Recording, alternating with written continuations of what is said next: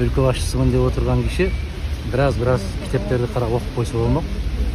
Кылмышкер деп жалгыз гана сот чечим чыгарат.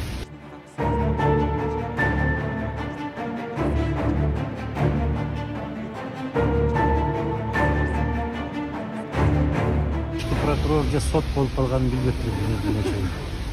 Ал бир эле убакта тергөөчү да болуп атыптыр. Баардык кишилерге аныктама да коюп атыптыр.